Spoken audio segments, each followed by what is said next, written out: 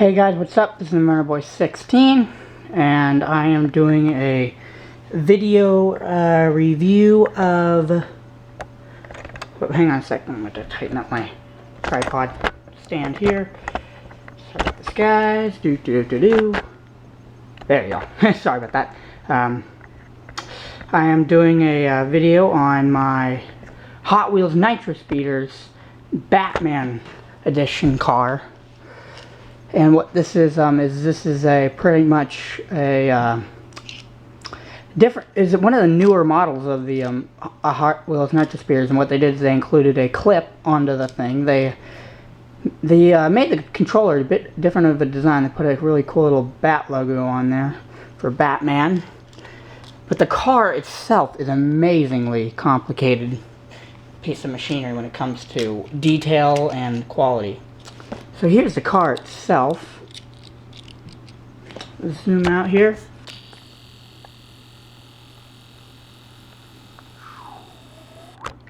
Alright, so here's the car. This actually, when you get it, it comes with, it has 6 wheels. These 2 in the back, which are the power, which they haven't changed to the back very much from the original. And there's 2 that are in these little slots here, but I'll talk to you about why mine doesn't have those here in a minute. And then there's 2 up front. But if you really look close at it, let's see if my camera here will...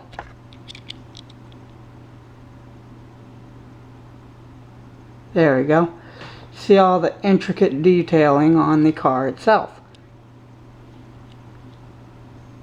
And what's another good thing about this is it uses a thermo resistant plastic, which means when you're running this, it doesn't get very hot. Which none of the other cars got very hot, but seeing how this is completely and entirely a black car, everything in this is black except for the circuit boards and stuff. Things can get really hot inside this. But they use a thermoplastic, which is heat resistant, and it also doesn't absorb much heat from the outer shell. The inside will absorb a little bit of heat, but the outside won't. Which is really handy because it allows you to run it for a longer period of time without running the motors too hot. Another thing that's different about this is they put in a bunch of new parts. In the inside they put in a new battery type, which is a quite a bit smaller actually. I'm going to go get you guys the other battery.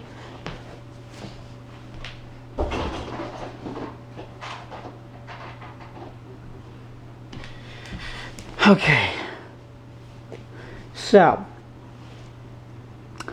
this is the battery that, hang on, give my camera here a second. Come on. Okay, it's not noticing it. Okay, why? Okay, but this is the original battery, I should say, that this little car came with, or these little cars came with.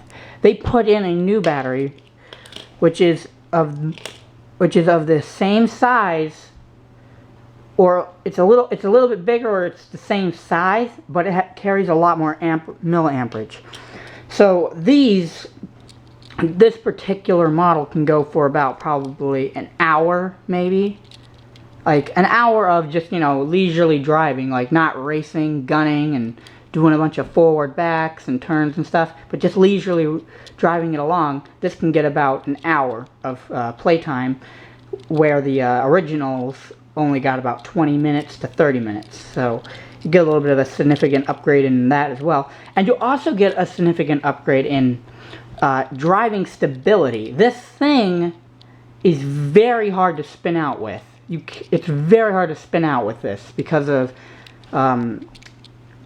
the design of it. It's a little bit longer than the originals because it has the wheels up front. It's the different design. And it's a little bit wider in the rear than the originals. I'm not exactly sure if it is or not, but it feels wider than the originals.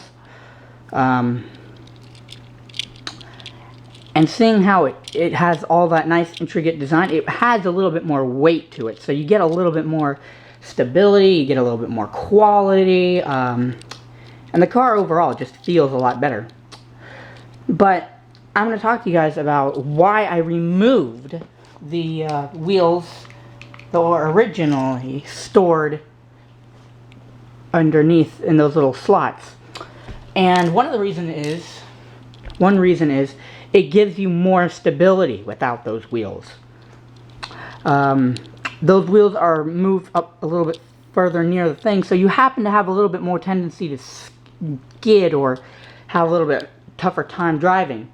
But using the front wheels, you get the most steering capability out of this car that you can. You get the most stability, you get the most quality, you get the best experience you can with using the front wheels. And the front wheels are fully functional. The only downside to taking out these the plastic ones that are in the soft plastic ones that are in the center, in these little grooves here, is you get a little bit less ground clearance. But you really don't have that much to start off with, so you really don't lose very much quality from the car when you take those wheels out. And believe me, that takes away about 1/8 of the weight, which gives you a little bit more longer run times, or not really. It doesn't really boost that much, but it allows you to go a little bit faster. It puts less pain on your motors, and just allows you to drive more easily. But anyway, the remote, pretty much same thing, although they designed the cover a little bit different. It's not as bulgy as the old ones, and it's a little bit weird in its design to be able to accommodate the larger size of the car.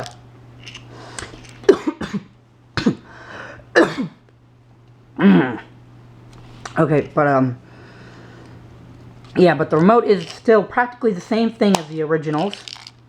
You still have your 2 infrared, and you have the ability to get these in different bands.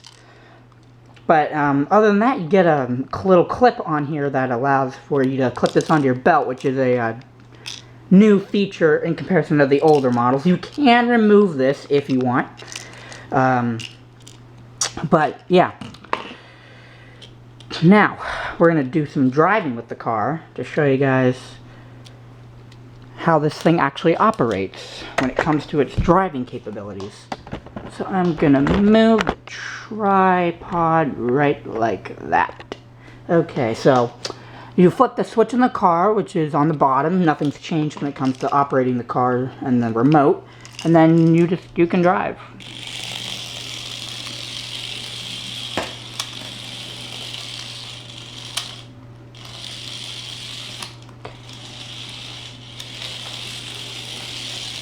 And with the originals, with the slightly smaller ones, the thing is you couldn't, if you wanted to do a small turn, you would have to go slow. With these, you can do really small turns at full speed. And it may not look like it's going fast, but it cuts down on speed because this still has a ton of it. This is its slowest possible speed right here. I'll bring it back into the frame here. This here is its slowest possible speed. A little bit slower than the other of the originals, but the good thing with that is it gives you a little bit more control.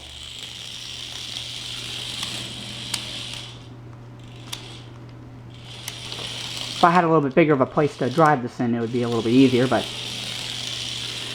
see, you can, if you go faster, you get a little bit tighter of a steering radius than when you go slow, which is sometimes what you really do want, because when you're going fast and you want to just make turns, it's not as easy. But with this, you can actually pull off drifts. Whoops. Move it, recycling bin. Crap, I keep getting stuck behind there. Okay.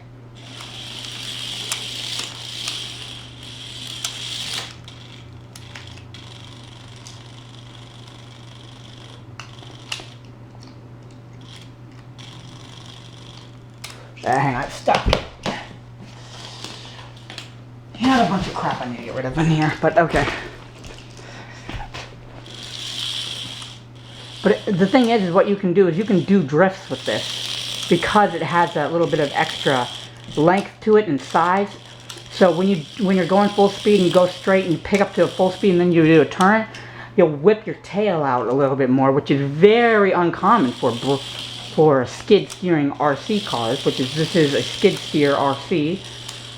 But the thing is they did such a good job with the steps in between the motor speeds and the chip in there that you can't really tell that it is a skid steer unless you're doing extremely tight turns. Like this. And you're still able to go faster than your eye can see with this little guy. But all in all, this is a really big upgrade in comparison to their other ones. The overall car looks better. There's better quality design. And the majority of it isn't even painted. It's all integrated. It's all molded into it.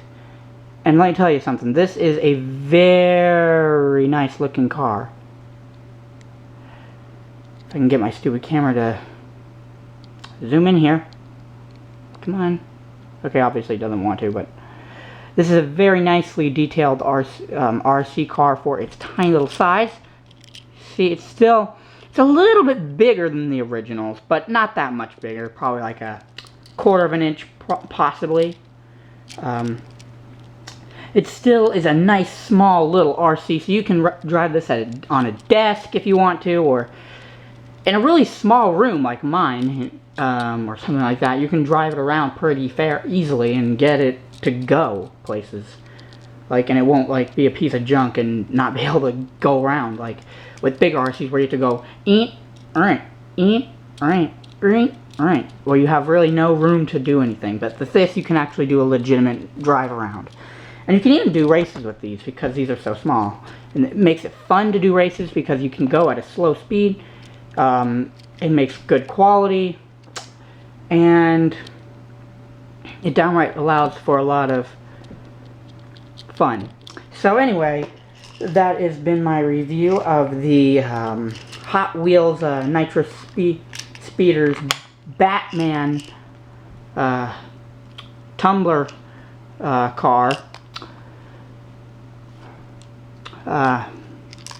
So anyway, I hope you guys enjoyed this video. Please don't forget to comment, like, and subscribe, and I'll see you guys later. Stay cool, YouTube. Bye.